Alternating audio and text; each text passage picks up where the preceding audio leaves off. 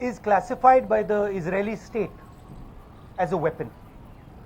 And that weapon is supposed to be used against terrorists. The Prime Minister and the Home Minister have used this weapon against the Indian state and against our institutions. They have used it politically. They have used it in Karnataka. They have used it to scuttle probes. They have used it against the Supreme Court. They have used it against all the institutions of this country. The only word for this is treason. There is no other word for this. Right? And this has to be investigated and the Home Minister has to resign. देखिए ये Pegasus जो है इसको लोग software कहते हैं, snooping software कहते हैं, ये हथियार है. इजरायली सरकार इसको हथियार का क्लासिफिकेशन देती है और ये हथियार आतंकवादियों के खिलाफ, क्रिमिनल्स के खिलाफ यूज किया जाता है.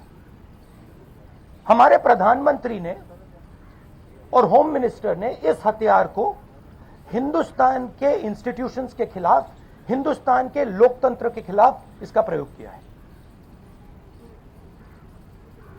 मेरा फोन टैप किया, ये मेरी प्राइवेसी का मामला नहीं है, ये राहुल गांधी की प्राइवेसी का मामला नहीं है. मैं विपक्ष का एक नेता हूं, मैं जनता की आवाज उठाता हूं. ये उस पर आक्रमण है, ये जनता की आवाज पर आक्रमण है. सुप्रीम कोर्ट पे पेगासस का प्रयोग किया गया.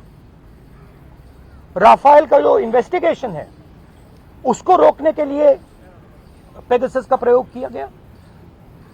तो नरेंद्र मोदी जी ने इस हथियार को हमारे देश के खिलाफ यूज किया है और इसके लिए सिर्फ एक शब्द है, ट्रीजन.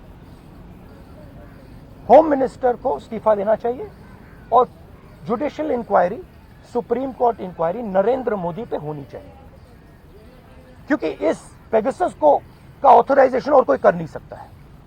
इस पेगासस का ऑथराइजेशन प्रधानमंत्री और होम मिनिस्टर कर सकते हैं. आपके कोई सवाल हो? The list which has come today, Can we take one by one, ma'am? the list which has come out today on the Pegasus thing, it includes a businessman, a leading businessman whose name was there in the offset list. The inquiry is going on in France, but here the government is mum. How do you take this? Look, I have said very clearly that there has been gross theft in Rafael. None of you people supported me.